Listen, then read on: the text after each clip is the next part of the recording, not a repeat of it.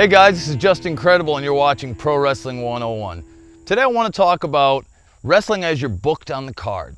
What I mean by that is, lately I've been watching a lot of indie matches and quite frankly, a lot of really good matches.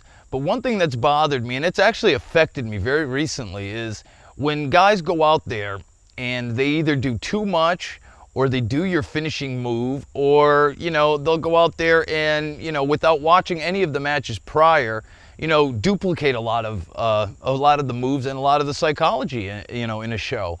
So what I really want to talk about today is knowing your place on the card and kind of sticking to it. I mean, look, guys, when you go watch, a major musical act in concert, you have opening acts. And basically, if the opening act went out there with pyrotechnics and did, 2.5, 3 hours, then really nothing's left for the main, the main attraction.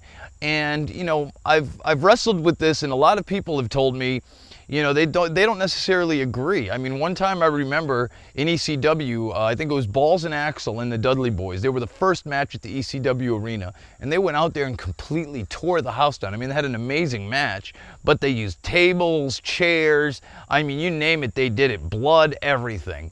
And I went to Paulie and I was like, Paul, how are any of us supposed to follow this tonight? And I remember I had to go on last, I think against Dreamer or the Sandman, I'm not sure. But it was just, and Paul said to me like this, he goes, well, if you can't follow them, then you shouldn't be main event. And, it kind of got me thinking. And, and in one way, he's right. I mean, we did things very differently in ECW. But in another way, I mean, could you really have a show where every match, is tables, ladders, chairs, complete, mayhem? So, it's really got me kind of, in this little quandary. So what I want to talk about now is just basically go out there, and if you're opening match, have an opening match. If you're the match before an intermission, have a match before an intermission. I mean, just recently I did a show where I was on last, and right before, I mean literally the match before mine, the guy uses a super kick for his finish, and that was subsequently the finish to my match. So I mean, I think it's the responsibility of every wrestler on the card to watch the show. And, I know a lot of wrestlers, they may claim to, yeah, we all watch the matches. That's a bunch of BS because, they're out there, in the locker room for 2-3 hours going over 50,000 high spots, making sure it's just right. Now, I don't have anything against, planning matches or really doing the best you can. But for the fan that comes and sits there, he wants to be entertained. And if he goes and sits through an indie show that's 3 hours long and basically he's seeing the same match over and over and the same moves over and over, he's not going to come back. I mean, look, it's our responsibility, and it's the promoter's responsibility, quite honestly, as well, to give fans a little bit of everything. So go out there, if you're opening match, give them 10, 15 minutes of a good wrestling match. And that doesn't mean you can't go out there and shine. See, I understand guys too, and the young guys' mentality where they want to shine. They want to go out there and do the best they can so they are booked again for the next show, or that, possibly they could have this, for an audition tape or whatever. I get it. I was there before. But guys, it doesn't mean just because you're doing less that it's not, an equally good match. And sometimes it might benefit you if you were doing a little less. Believe the end product may be a lot better than what you would imagine.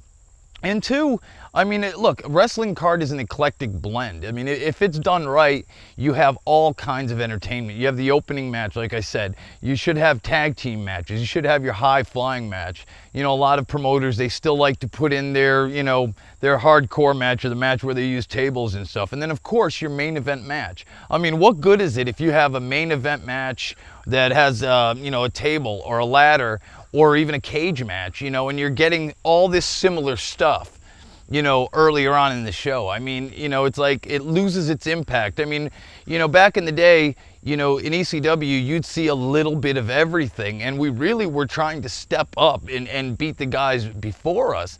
But, you know, nowadays, you know, I could just recall being at a show not too long ago.